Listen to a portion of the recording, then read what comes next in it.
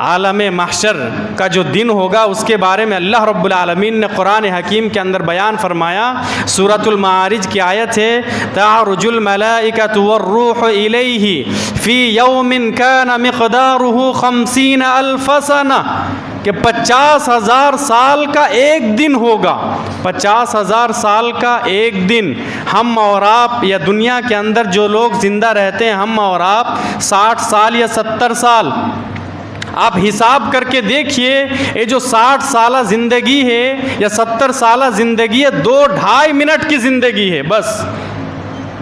قیامت کے روز قیامت کے دن کا اگر ایک دن اور یہ 60 سالہ 70 سالہ زندگی دونوں کا اگر آپ مقارنہ کریں گے موازنہ کریں گے دونوں کو ملائیں گے تو یہ جو زندگی ہے 2 منٹ کی زندگی ہے 2.5 منٹ کی زندگی ہے. اور آج کا انسان دیکھیے کہ 2 منٹ کی زندگی مقابلہ کیجئے آپ 2 منٹ کی زندگی 2.5 منٹ کی زندگی کے لیے کتنا دوڑ دھوپ کرتا ہے انسان, کس قدر کوشش کرتا ہے وہ ایڑی چوٹی کا زور لگا دیتا ہے اس دنیا کو خوشگوار بنانے کے لیے پرسکون بنانے کے لیے. میرا آپ سے سوال ہے, سب سے پہلے مجھ سے سوال ہے پھر آپ سے سوال ہے کہ اس دن کے لیے ہمارے پاس کیا تیاری ہے؟ وہ دن کتنا خطرناک ہوگا. اللہ رب العالمین نے کہا کہ 50,000 سال کا ایک دن, وہ دن اتنا خطرناک ہوگا. اللہ رب العالمین نے کہا فَكَيْفَ تَتَّقُونَ إِن كَفَرْتُمْ يَوْمًا يَجْعَلُ الْوِلْدَانَ شِيبًا. اتنا خطرناک کہ بچے بھی بوڑھے ہو جائیں گے.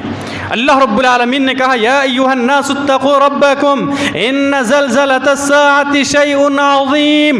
لوگو اللہ رب العالمین سے ڈرو, اللہ رب العالمین کا تقوی اختیار کرو. قیامت کا جو زلزلہ ہے بہت خطرناک ہے. وہ جو دن ہوگا حمل والی مائیں اپنے حمل کو گرا دے گی پتہ نہیں چلے گا. دودھ پیتے بچے کو بھول جائے گی مائیں. وَتَرَى النَّاسَ سُكَارَى. اللہ رب العالمین نے کہا آپ لوگوں کو دیکھیں گے کہ نشے کی حالت میں ہیں لیکن وہ نشہ نہیں ہوگا. وَلَكِنَّ عَذَابَ اللَّهِ شَدِيد. وہ اللہ رب العالمین کا عذاب ہوگا اور اللہ رب العالمین کا عذاب بہت ہی سخت ہے. وہ دن اتنا خطرناک ہوگا. گرمی کے موسم میں آج رہنا مشکل ہو جاتا ہے نا. قیامت کا دن ہوگا. صحیح مسلم صحیح بخاری اور تقریباً احادیث کی تمام کتابوں کے اندر یہ حدیث موجود ہے.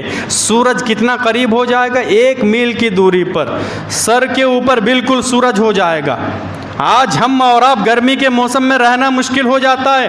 مسجد میں اتنے سارے لوگ بیٹھیں گے جمعے کے دن, اگر پنکھا نہ چلے مشین نہ چلے تو پھر رہنا مشکل ہو جاتا ہے. قیامت کا دن ہوگا سورج کتنا قریب ہو جائے گا آپ اندازہ لگائیں, صرف 1 میل. سلیم بن عمیر اس حدیث کے راوی ہیں, سلیم بن عامر.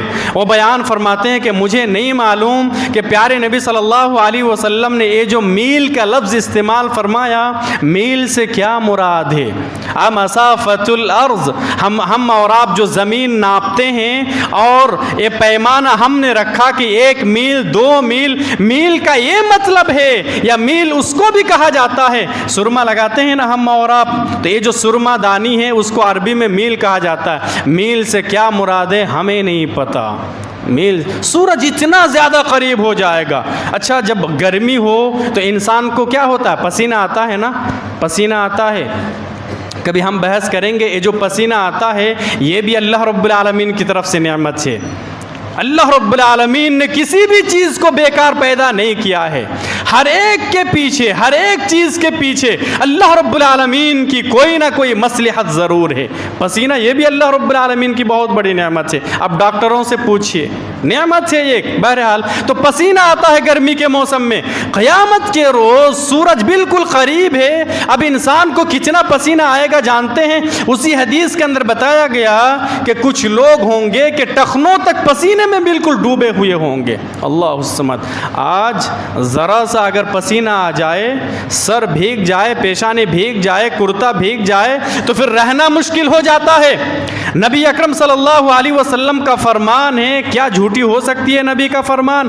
ہرگز نہیں. نبی نے کہا کہ کچھ لوگ ہیں ٹخنوں تک پسینے میں ڈوبے ہوئے ہوں گے. कुछ लोग घुटनों तक पसीने में डूबे हुए होंगे, खुद का पसीना होगा, एक इंसान दूसरे इंसान का पसीना होगा, इतना ज़्यादा पसीना, इतनी ज़्यादा गर्मी। कुछ लोग होंगे कि कमर तक पसीने में बिल्कुल डूबे हुए होंगे। नबी अकरम सल्लल्लाहु अलैहि वसल्लम ने फिर अपने मुंह की तरफ इशारा करके इरशाद फरमाया कि कुछ लोग होंगे कि यहाँ तक पसीने में डूबे हुए होंगे। अल्लाहु समद। कुछ लोग पसीने में तैर रहे होंगे। कितना ख़तरनाक दिन होगा, अंदाज़ा लगाएं।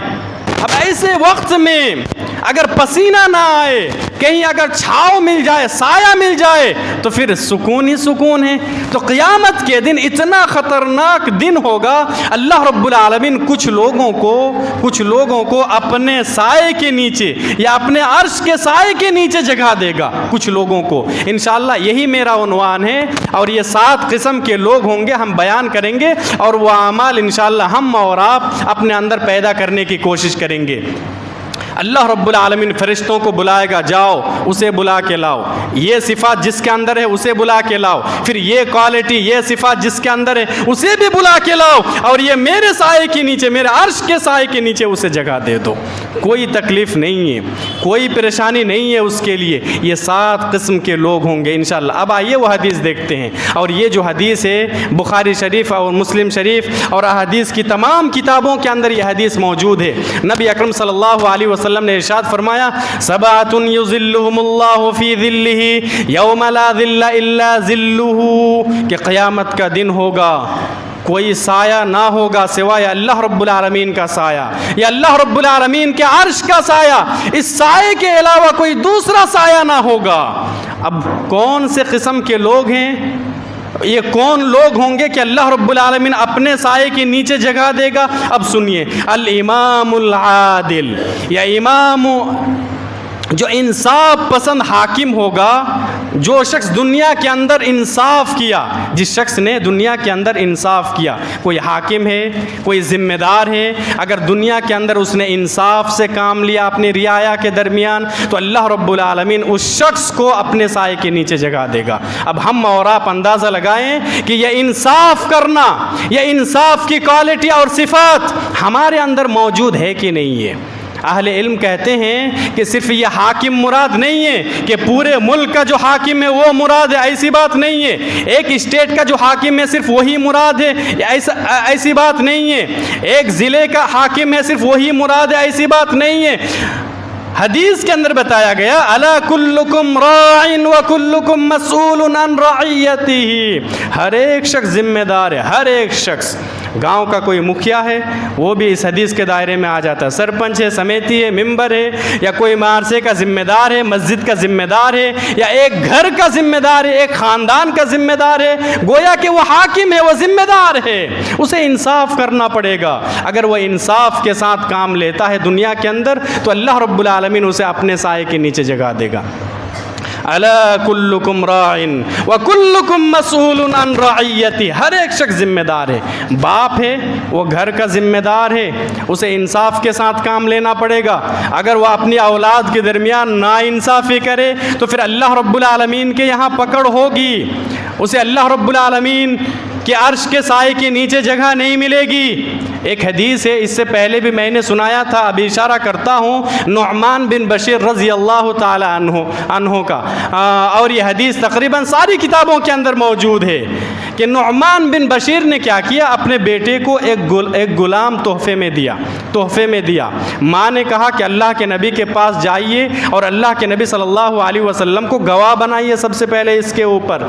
जाते हैं बाप बेटा नबी अकरम सल्लल्लाहु अलैहि वसल्लम के पास, नबी अकरम सल्लल्लाहु अलैहि वसल्लम के सामने बात रखते हैं। नबी अकरम ने सवाल ये किया कि क्या तुम्हारी और भी औलाद है? कहा कि जी हाँ औलाद है।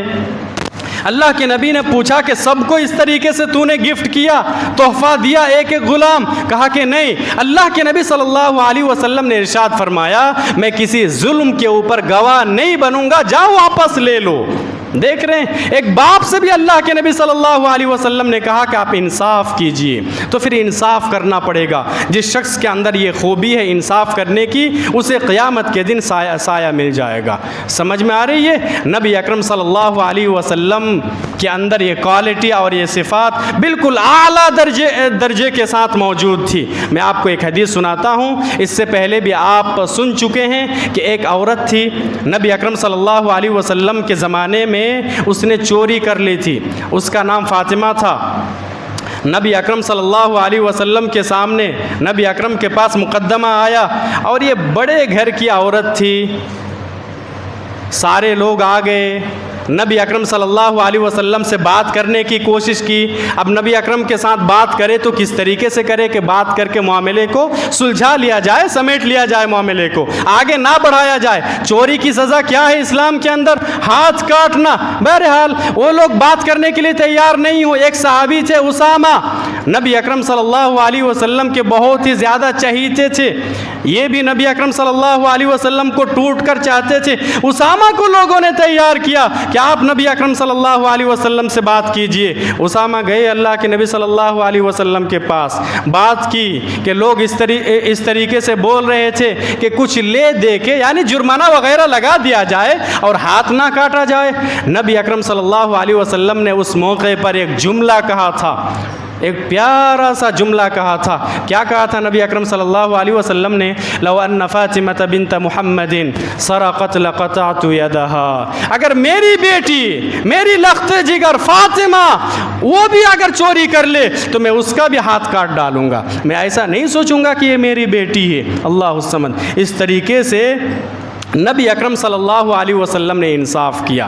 سمجھ رہے ہیں؟ تو یہ جو انصاف کرنا، یہ جو صفات ہے، ہر ایک کو اپنے اندر پیدا کرنے کی ضرورت ہے۔ ہر ایک شخص ذمہ دار ہے، بیوی بھی ذمہ دار ہے، باپ بھی ذمہ دار ہے، یہاں تک کہ امام، ہم اسے بھی کہیں گے کہ کچھ لوگ جیسے چرواہا ہیں، بکری چرانے کے لیے جاتے ہیں، جانور چرانے کے لیے جاتے ہیں، تو اسلام کی تعلیم یہ ہے کہ ان میں سے بھی ایک لیڈر ہونا چاہیے، ان میں سے بھی ایک لیڈر ہونا چاہیے، تو اسے بھی چاہیے کہ وہ انصاف کرے۔ جیسے آپ لوگ سفر کرتے ہیں، ہم اور آپ سفر کرتے ہیں نا، دلی ممبئی سفر کرنے کے لیے جاتے ہیں، تو نبی اکرم صلی اللہ علیہ وسلم کی تعلیم اس موقع پر بھی ہے کہ اگر 3 لوگ ہیں، 4 لوگ ہیں، ایک ساتھ سفر کر رہے ہیں، تو ان میں سے ایک کو لیڈر بنانا چاہیے، اس کے ماتحت میں سارا کام کرنا چاہیے۔ ہاں یہاں سامان رہے گا، کھانے پینے کا انتظام آپ کرو، آپ لے کے آؤ، اس طریقے سے جائیں گے، ایسا چلیں گے، اس میں جائیں گے، وغیرہ وغیرہ، سارا سسٹم وہ سنبھالیں گے۔ تو اس کے اندر بھی ایک ذمہ دار ہونا چاہیے۔ ذمہ دار کے بغیر کوئی کام نہیں ہوتا میرے بھائی، لیکن ذمہ داری ایک اتنا بڑا کام ہے کہ اسے انصاف کے ساتھ کام لینا پڑے گا۔ اگر انصاف کے ساتھ کام لیتا ہے تو پھر اسے جگہ ملے گی۔ اچھا، دوسری صفت وَشَابٌ نَشَأَ فِي عِبَادَةِ اللَّهِ، اور وہ نوجوان جو اپنی جوانی کو اللہ رب العالمین کی عبادت میں گزار دے۔ نوجوانوں کے لیے ہے، نوجوانوں کے لیے۔ سارے نوجوان اپنے غریبان کے اندر جھانک کر دیکھے کہ ہماری جوانی کہاں گزر رہی ہے، ہم اپنی جوانی کو کہاں برباد کر رہے ہیں۔ جوئے میں، سٹہ بازی میں، ادھر ادھر ٹائم پاس کر کے، موبائل کے پیچھے فتنے میں مبتلا ہو کر اپنی جوانی کو ہم اور آپ کہاں برباد کر رہے ہیں۔ یہ جو بزرگ حضرات ہیں وہ لوگ پچھتا رہے ہوں گے کہ یہ جو فضیلت ہے نوجوانوں کے بارے میں، کاش کہ آج ہم نوجوان ہوتے تو ہم بھی یہ فضیلت، ہمیں بھی مل جاتی ہے فضیلت۔ سمجھ رہے ہیں؟ نوجوانوں کے لیے فضیلت ہے۔ ایک نوجوان جس طریقے سے نماز پڑھ سکتا ہے خشوع اور خضوع کے ساتھ، اللہ رب العالمین کو حاضر و ناظر کر کے اطمینان اور سکون کے ساتھ، ایک بزرگ انسان نہیں کر سکتا ہے۔ ایک نوجوان جس قدر وہ عبادت کر سکتا ہے، ایک بوڑھا انسان نہیں کر سکتا ہے۔ ایک نوجوان جس طریقے سے روزہ رکھ سکتا ہے، ایک بزرگ انسان نہیں رکھ سکتا ہے۔ میرے بھائی، نوجوان کی یہ فضیلت ہے۔ نوجوان یہ جو پیریڈ ہے، اللہ رب العالمین نے قرآن حکیم کے اندر الگ سے اس کا ذکر فرمایا ہے۔ حدیث آپ دیکھیں گے تو قیامت کے دن 5 سوال ہونا ہے ہر ایک کو۔ سب سے پہلا سوال عمر کے بارے میں اللہ رب العالمین پوچھے گا۔ عمر میں جوانی بھی آ جاتی ہے، الگ سے اللہ رب العالمین جوانی کے بارے میں پوچھے گا کہ جوانی تو نے کہاں گزاری۔ تو یہ جو جوانی کا پیریڈ ہے یہ شریعت کے نزدیک بہت اہم ہے میرے بھائی. جوانی کی حفاظت کرنا پڑے گا, جوانی میں اللہ رب العالمین کی عبادت کرنا پڑے گا. اور دیکھیے نبی اکرم صلی اللہ علیہ وسلم کی حدیث, اللہ کے نبی صلی اللہ علیہ وسلم نے کہا اغتنم خمسن قبل خمسن, 5 چیزوں کو 5 چیزوں سے پہلے غنیمت جانو. یہ نبی کی حدیث ہے کہ 5 چیزیں ہیں, ایک مرتبہ آپ کو مل گئی, دوبارہ یہ چیزیں ملنے والی نہیں ہیں, اس لیے آپ غنیمت جانیے. ان میں سے ایک چیز کیا ہے جانتے ہیں؟ جوانی. جوانی کو بڑھاپے کے آنے سے پہلے, بڑھاپا آنے سے پہلے غنیمت جانو, اور جوانی میں اللہ رب العالمین کو راضی کر لو, جوانی میں اللہ رب العالمین کی عبادت کر لو. بڑھاپے میں آپ عبادت کریں گے, وضو بنائیں گے, کیا دھو رہے ہیں نہیں دھو رہے ہیں کچھ پتہ ہی نہیں چل رہا ہے. نماز پڑھیں گے, کتنی رکعت ہوئی نہیں ہوئی آپ کو پتہ ہی نہیں ہے صحیح طریقے سے. قرآن کریم کی تلاوت کر رہے ہیں, کہاں سے کر رہے ہیں, کیا کر رہے ہیں, آپ کو پتہ ہی نہیں ہے کتنی رکعت ہو گئی. رکوع کر رہے ہیں, سجدہ کر رہے ہیں, تشہد میں بیٹھے ہوئے ہیں, دعا پڑھ رہے ہیں کہ نہیں پڑھ رہے ہیں. تو جوانی میں آپ جس طریقے سے عبادت کر سکتے ہیں بڑھاپے میں نہیں کر سکتے ہیں. سمجھ رہے ہیں؟ اچھا, تیسری صفات وَرَجُلٌ قَلْبُهُ مُعَلَّقٌ فِي الْمَسَاجِدِ, وہ نوجوان, وہ شخص جس کا دل مسجد میں لٹکا ہوا ہے. غور کیجیے الفاظ کے اوپر کہ کیا دل ایسی چیز ہے کہ مسجد میں لٹکا دیا جائے اسے؟ نہیں, ایسی بات نہیں ہے. کیا مطلب ہے پھر؟ اس شخص کو بھی اللہ رب العالمین اپنے سائے کے نیچے جگہ دے گا جس کا دل مسجد سے لٹکا ہوا ہو. مطلب ہمیشہ نماز کے بارے میں سوچتا رہے. ایک نماز ختم ہو گئی, چلا گیا روزی روٹی کی تلاش میں مسجد سے باہر, لیکن نماز کا خیال ہے, ہاں ٹائم ہو رہا ہے, 1 گھنٹہ ہے, 40 منٹ ہے, آدھا گھنٹہ ہے, 20 منٹ ہے, ابھی مجھے کام چھوڑ کے جانا پڑے گا. نماز کا خیال ہے. یہ مطلب ہے کہ وہ تو باہر کام کر رہا ہے, کاروبار کر رہا ہے, دکان چلا رہا ہے وغیرہ وغیرہ, لیکن دل کہاں ہے؟ مسجد میں. ابھی نماز کا ٹائم ہو جائے گا, ابھی نماز کا ٹائم ہوگا, میں کام کاج چھوڑ کے جاؤں. وَرَجُلٌ قَلْبُهُ مُعَلَّقٌ فِي الْمَسَاجِدِ, جس کا دل مسجد سے لٹکا ہوا ہو. میرے بھائی, کامیاب ہونا چاہتے ہیں دنیا کے اندر, آخرت کے اندر کامیاب ہونا چاہتے ہیں, اپنے دل کو مسجد میں لٹکا دیجئے, مسجد سے اپنا دل, اپنا رشتہ مضبوط کر لیجئے. نماز کے ساتھ کبھی کمپرومائز مت کیجئے. دنیا میں بھی اللہ رب العالمین آپ کو کامیاب بنائے گا, آخرت کے اندر بھی اللہ رب العالمین آپ کو کامیاب بنائے گا. دیکھیے قیامت کا دن کتنا خطرناک دن ہے, لیکن اللہ رب العالمین آپ کو خصوصی نعمت نصیب کرے گا, اپنے سائے کے نیچے جگہ دے گا. نماز صرف پڑھنا نہیں ہے میرے بھائی. والذین هم علی صلاتهم یحافظون, کہا قرآن حکیم کے اندر کہ کامیاب وہ شخص ہوگا جو نماز کی حفاظت کرتے ہیں. نماز کی حفاظت کرنا پڑے گا, نماز کی حفاظت. والذین هم علی صلاتهم دائمون, قرآن کریم کی آیت ہے کہ کامیاب ہونے والا وہ شخص ہے جو نماز کو ہمیشہ پڑھا کرے. ایسا نہیں کہ جب دل چاہا پڑھ لیا, جب دل چاہا چھوڑ دیا. نماز ہمیشہ پڑھے, نماز کی حفاظت کرے, اور نماز محمدی طریقے پر پڑھے, وہ شخص کامیاب ہوگا. تو پھر ایسا کرنا پڑے گا. اچھا, چوتھی کوالٹی, یہ چیز بھی اگر ہمارے اندر یا کسی انسان کے اندر موجود ہے تو اسے بھی اللہ رب العالمین کے پاس, اللہ رب العالمین کے سائے میں جگہ ملے گی. وَرَجُلَانِ تَحَابَّ فِي اللَّهِ اجْتَمَعَ عَلَيْهِ وَتَفَرَّقَ عَلَيْهِ. بالکل آسان لفظوں میں سمجھانے کے لیے اس کا ترجمہ ہم یوں کرتے ہیں کہ آپ کو اگر دوستی کرنی ہو کسی سے, اللہ رب العالمین کے لیے, اگر دشمنی کرنی ہو کسی سے تو پھر اللہ رب العالمین کے لیے, دنیا کے لیے نہیں, کسی دوسری چیز کے لیے نہیں. اس لیے نہیں کہ اس کے پاس مال بہت زیادہ ہے, اس لیے آپ کسی سے دوستی نہ کریں کہ وہ بڑے خاندان کا ہے, اس لیے آپ کسی سے دوستی نہ کریں کہ اگر ہماری اس کے ساتھ دوستی ہو گئی تو میرا یہ کام بھی ہو جائے گا, یہ کام بھی ہو جائے, وہ کام بھی ہو جائے. نہیں, کسی سے اگر آپ دوستی کرنا چاہتے ہیں دنیا کے اندر, بس اللہ رب العالمین کے لیے. اور اس کی بہت زیادہ فضیلت ہے, بہت زیادہ فضیلت ہے, آپ اسے جانتے بھی نہیں ہیں. اگر آپ کو کسی کے بارے میں معلوم ہو جائے کہ فلاں گاؤں کے اندر ایک اللہ والا رہتا ہے, اللہ رب العالمین سے ڈرنے والا ہے, متقی ہے, پرہیزگار ہے, اللہ رب العالمین سے محبت کرنے والا ہے, نبی اکرم صلی اللہ علیہ وسلم کی یہ تعلیم ہے کہ آپ ایسے ہی کبھی ان کے ساتھ ملنے کے لیے جائیے, کوئی مقصد نہیں ہے، آپ ایسے ہی جائیے۔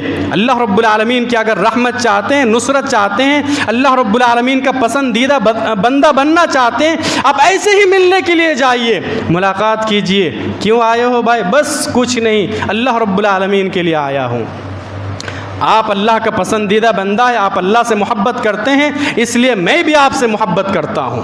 اللہ رب العالمین آپ سے محبت کرے گا، سمجھ رہے ہیں؟ تو محبت کس کے لیے ہونی چاہیے دنیا کے اندر؟ اللہ کے لیے۔ دشمنی کس کے لیے ہونی چاہیے؟ اللہ رب العالمین کے لیے۔ صحابہ اکرام کی زندگی آپ پڑھیے، بے شمار واقعات ہیں۔ اچھا، یہ حدیث ہے، آپ سنے ہوں گے اس سے پہلے کہ 3 دن اگر کوئی شخص کسی سے دشمنی رکھے، بات چیت کرنا بند کر دے، دشمنی کی بنیاد پر یا حسد کی بنیاد پر لڑائی جھگڑا کرنے کی وجہ سے 3 دن سے زیادہ اگر بات چیت نہ کرے، نبی اکرم صلی اللہ علیہ وسلم کی حدیث ہے، اس کا اسلام سے کوئی واسطہ نہیں ہے۔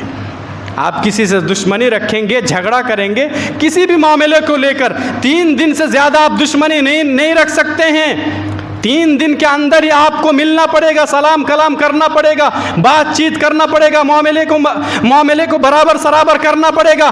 3 دن سے زیادہ کرنا جائز نہیں ہے، حلال نہیں ہے کسی مسلمان کے لیے، لیکن اگر اللہ رب العالمین کے لیے ہو تو پوری زندگی بھی جائز ہے۔ سمجھ میں آیا؟ غزوہ تبوک کے موقع پر ایک مسلمان پیچھے ہو گئے تھے، کوئی عذر نہیں تھا، 3 صحابی ہے، کوئی عذر نہیں تھا، ایسے ہی پیچھے رہ گئے تھے۔ اور پیچھے کیوں رہ گئے تھے جانتے ہیں؟ بس سستی کی وجہ سے، ہاں نکل جائیں گے، ہاں کل نکل جائیں گے، پرسوں، ہاں ان لوگوں کو نکلنے دیجئے ہم بھی نکل جائیں گے، اس طریقے سے تفصیل میں ہم نہیں جائیں گے۔ بہرحال جب نبی اکرم صلی اللہ علیہ وسلم غزوہ تبوک سے واپس آئے، لوگوں سے پوچھا تو کچھ لوگ جھوٹ بولنے کی کوشش کی، جو لوگ جھوٹ بولے وہ لوگ تو نکل گئے، اور یہ تینوں صحابہ اکرام سچ بولتے ہیں۔ اگر آپ سچ بولیں گے نا تو آزمائش میں اللہ رب العالمین مبتلا کرے گا۔ آزمائش کیا آئی جانتے ہیں؟ 40 دن کے لیے سماجی بائیکاٹ کر دیا گیا۔ کتنے دن کے لیے؟ 40 دن کے لیے۔ 40 دن تک کوئی ان تینوں صحابی سے کوئی بات چیت نہیں کرے گا، سلام کلام بھی نہیں کرے گا، لین دین بھی نہیں کرے گا۔ 40 دن کے بعد 10 دنوں کا اور اضافہ کر دیا گیا کہ یہ لوگ اپنی بیوی سے بھی نہیں مل سکتے ہیں۔ تینوں صحابہ اکرام کیا کرتے؟ اپنی بیوی کو مائکے میں بھیج دیتے ہیں۔ اللہ کے نبی صلی اللہ علیہ وسلم نے منع کیا۔ ان صحابہ اکرام کا بیان ہے کہ ہم لوگ اللہ کے نبی کے پیچھے نماز تو پڑھتے تھے، ایسا لگتا تھا کہ نبی اکرم ہماری طرف دیکھ رہے ہیں اس طریقے سے، لیکن جیسے ہی ہم دیکھتے ہیں اللہ کے نبی سر نیچے کر لیتے ہیں۔ 50 دن کے بعد قرآن حکیم کی آیت نازل ہوتی ہے ان لوگوں کے بارے میں۔ میرے بھائی، میں یہ واقعہ سنا کے یہ استدلال کرنا چاہتا ہوں کہ دوستی اللہ رب العالمین کے لیے، دشمنی اللہ رب العالمین کے لیے۔ 40 دن کے لیے سماجی بائیکاٹ کیا گیا، 40 دن کے لیے۔ تو یہاں اللہ کے لیے اگر آپ کر رہے ہیں تو پھر جائز ہے۔ ایک صحابی رسول ہے، پتھر پھینک رہے تھے، عبداللہ بن مغفل اس کا نام ہے، ان کا ایک بھتیجا تھا، ابو داؤد کے اندر یہ حدیث ہے، پتھر پھینک رہا تھا، ایک پتھر لیا ادھر پھینک دیا، پھر ادھر پھینک دیا، پھر ادھر پھینک دیا۔ یہ صحابی رسول حدیث سناتے ہیں اپنے بھتیجے کو کہ کہا کہ دیکھو نبی اکرم صلی اللہ علیہ وسلم نے اس طرح پتھر پھینکنے سے منع فرمایا، مت پھینکو، پھر بھی پھینک رہا ہے۔ اب غصہ آیا، غصہ کیوں آیا؟ میں حدیث رسول سنا رہا ہوں آپ کو، پھر بھی آپ ماننے کے لیے تیار نہیں ہو رہے۔ کہا کہ زندگی بھر میں آپ سے بات نہیں کروں گا، اور زندگی بھر بات بھی نہیں کیے۔ آپ دیکھ رہے ہیں تو یہ دوستی اور دشمنی کس کے لیے تھی؟ اللہ رب العالمین کے لیے۔ ایک صحابی رسول حدیث سناتے ہیں کہ اگر مسجد میں عورتیں آنا چاہے تو پھر انہیں روکو مت۔ ان کا فرزند، ان کا بیٹا کہتے کہ نہیں، ہم تو اپنی عورتوں کو ضرور روکیں گے۔ حدیث کے الفاظ ہے کہ اپنے بیٹے کو اتنا برا بھلا کہا، اتنا برا بھلا کہا کہ اس سے پہلے کبھی بھی اپنی زبان سے ایسے جملے نہیں نکالے تھے وہ۔ پھر کہا کہ ہم تم سے کبھی بات ہی نہیں کریں گے۔ میں تمہیں حدیث رسول سنا رہا ہوں، اللہ رب العالمین نبی اکرم صلی اللہ علیہ وسلم کا واسطہ دے رہا ہوں، نبی کی حدیث بیان کر رہے ہیں ہم، اور تم کہتے ہو کہ ہم روکیں گے، تم سے ہم بات ہی نہیں کریں گے۔ آج بہت ساری مسجدوں میں آپ دیکھیے کہ بیٹھ کے خطبہ ہوتا ہے نا، کسی مسجد میں بیٹھ کے خطبہ دینا جائز نہیں ہے، جائز نہیں ہے۔ آپ اردو میں خطبہ دیجئے، عربی میں خطبہ دیجئے، آپ کو کھڑے ہو کے ہی دینا پڑے گا۔ ہاں ہم اور آپ جو عمل کرتے ہیں، اہل حدیث لوگ جو عمل کرتے ہیں، یہی سنت طریقہ ہے۔ بیٹھ کے خطبہ دینا جائز نہیں ہے۔ ایک صحابی رسول گئے اندر مسجد کے اندر، کیا دیکھتے ہیں کہ ایک شخص بیٹھ کے خطبہ دے رہے ہیں۔ کیا کہا جانتے ہیں؟ کہا کہ اس شیطان کی طرف دیکھیے، بیٹھ کے خطبہ دے رہا ہے۔ میں نے اللہ کے نبی صلی اللہ علیہ وسلم کو ہمیشہ کھڑے ہو کے خطبہ دیتے ہوئے دیکھا۔ صحیح بخاری اور صحیح مسلم کے اندر یہ حدیث موجود ہے۔ تو دیکھ رہے ہیں ڈائریکٹ اس شیطان کو، اب دیکھیے بیٹھ کے خطبہ دے رہے ہیں۔ تو دوستی اللہ رب العالمین کے لیے، اسی طریقے سے دشمنی اللہ رب العالمین کے لیے۔ اختصار کے ساتھ ہم بتا دیتے ہیں دو چیزیں اور۔ ایک اور وہ شخص، حدیث کے الفاظ ہے وَرَجُلٌ دَعَتْهُ امْرَأَةٌ ذَاتُ مَنْصَبٍ وَجَمَالٍ فَقَالَ إِنِّي أَخَافُ اللَّهَ، کہ کسی نوجوان کو، کسی شخص کو کوئی عورت بلائے بدکاری کے لیے، حسب و نسب والی عورت، خوبصورت عورت، بدکاری کے لیے دعوت دے اور وہ کہے انی اخاف اللہ، میں اللہ رب العالمین سے ڈرتا ہوں۔ میرے بھائی، آج کا ماحول، معاشرہ، ہمارا معاشرہ بالکل گندا ہو چکا ہے، خراب ہو چکا ہے۔ آج اگر برائیوں سے کسی کو بچایا جا سکتا ہے، کوئی چیز بچا سکتی ہے، تو کیا ہے جانتے ہیں؟ اللہ رب العالمین کا ڈر۔